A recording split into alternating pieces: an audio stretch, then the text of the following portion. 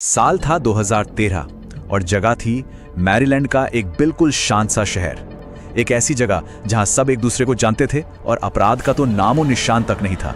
लेकिन एक सुबह एक ऐसा खौफनाक जुर्म हुआ जिसने इस शांति को हमेशा के लिए भंग कर दिया। अब जरा सोचिए, एक भयानक हत्या हुई हो और उसका एक चश्मदीद गवाह भी हो, लेकिन वो गवाह बोल ही ना पाए। यही वो सवाल था जिसने पुलिस की पूरी जांच को एक ऐसी पहेली बना दिया जिसे सुलझाना नामुमकिन सा लग रहा था। तो इस पूरे केस की कहानी आप समझिए 3 चीजों पर टिकी थी। 1, वो गवाह जो सब कुछ देख तो सकती थी पर कुछ बता नहीं सकती थी। 2, माथे पर बना एक बहुत ही अजीब सा निशान। और 3, कूड़ेदान में मिला एक बियर का कैन।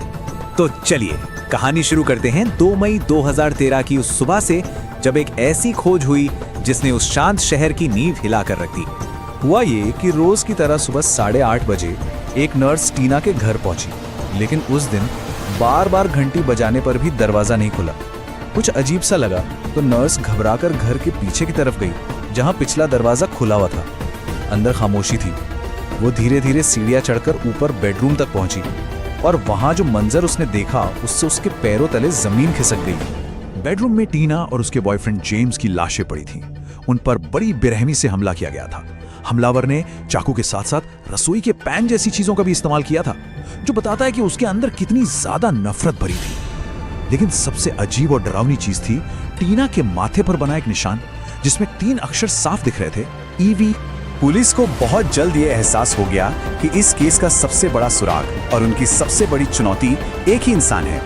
उसी खून खराबे वाले कमरे में बिस्तर पर टीना की अपनी बेटी जैस्मिन जिंदा थी। और ताज्जुब की बात यह कि उसे एक खरोच तक नहीं आई थी। वो इस पूरी वारदात की अकेली चश्मदीद गवाह थी। मगर यहीं पर कहानी का सबसे दुखद और मुश्किल हिस्सा सामने आता है। जैस्मिन को सेरेब्रल पाल्सी नाम की एक गंभीर बीमारी थी। इस वजह से वो ना तो बोल सकती थी और ना ही अपने शरीर को हिला डुला सकती थी। मतलब उसने अपनी आंखों से सब कुछ देखा, लेकिन वो अपनी कहानी किसी को बता नहीं सकती थी। वो एक ऐसे बक्से की तरह थी जिसमें राज तो था पर उसकी चाबी खो गई थी। अब पुलिस के लिए ये एक बहुत बड़ी मुश्किल थी। उनके पास एक गवाह था पर उससे बात करने का कोई जरिया नहीं था, और कातिल को भी शायद ये बात अच्छी तरह से पता थी। जब इंसान खामोश हो जाते हैं ना, तो चीजें बोलना शुरू कर देती हैं। अब सारी उम्मीदें फोरेंसिक सबूतों पर टिक गई थी। अब क्योंकि जैस्मिन से तो कोई मदद मिलने से रही, तो डिटेक्टिव्स ने अपना सारा ध्यान क्राइम सीन पर छोड़ी गई चीजों पर लगाया। और सबसे बड़ा सुराग उन्हें मिला रसोई के कूड़ेदान में। वहां कूड़ेदान में उन्हें मिली 4 बियर की कैन्स। और जब इन कैन्स की जांच हुई तो कहानी में एक नया मोड़ आ गया। उन पर 3 अलग अलग लोगों के DNA प्रोफाइल मिले। 2 DNA तो टीना और जेम्स के थे, जैसा कि उम्मीद थी, लेकिन तीसरा DNA किसी अनजान शख्स का था।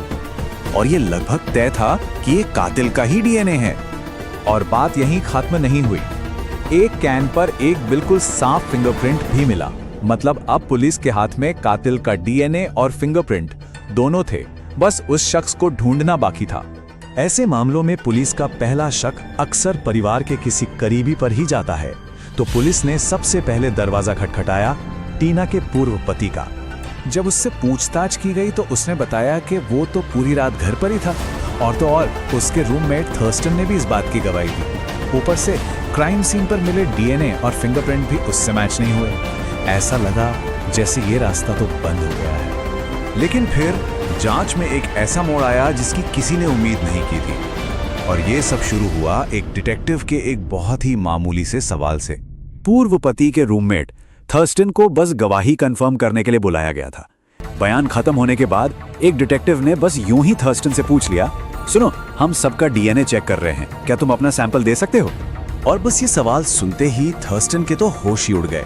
उसका चेहरा सफेद पड़ गया, पसीने छूटने लगे, और उसने फौरन वकील के बिना सैंपल देने से मना कर दिया। इतना ही नहीं, उसने पानी पीकर बोतल कूड़ेदान में फेंकने की बजाय अपनी जेब में रख ली। यहाँ तक कि अपनी पी हुई सिगरेट का टुकड़ा भी जेब में डाल लिया। वो ऐसा बर्ताव कर रहा था जैसे अपने पीछे कोई भी सबूत नहीं छोड़ना चाहता। थर्स्टन की इस घबराहट ने उसे सीधा सीधा मुख्य संदिग्ध बना दिया। अब पुलिस को सिर्फ इसे फोरेंसिक सबूतों से साबित करना था, और सबूत मिले भी, एक के बाद एक। बियर कैन पर मिला फिंगरप्रिंट उसके पुराने रिकॉर्ड से मैच हो गया, और जब कोर्ट के ऑर्डर पर उसका DNA लिया गया तो वो क्राइम सीन पर मिले खून, चाकू पर मिले निशान और बियर कैन पर मिले डीएनए हर चीज से 100% मैच हो गया। थर्स्टन ने अपना जुर्म तो कभी नहीं माना, लेकिन सबूत इतने पक्के थे कि अदालत ने उसे 2 हत्याओं के लिए 2 बार उम्र कैद की सजा सुना दी। कातिल तो पकड़ा गया, केस बंद हो गया, लेकिन कुछ सवाल हमेशा के लिए उस कमरे में ही दफन हो गए। उस रात आखिर हुआ क्या था? लड़ाई किस बात को लेकर हुई? वो ईवी का निशान क्या था? ये वो राज हैं जिनका जवाब शायद अब कभी नहीं मिलेगा। वो राज जो उस मूक गवाह की खामोशी में हमेशा के लिए कैद हो गए। अगर आपको हमारा वीडियो देखने में अच्छा लग रहा है तो चैनल को सब्सक्राइब कर देना।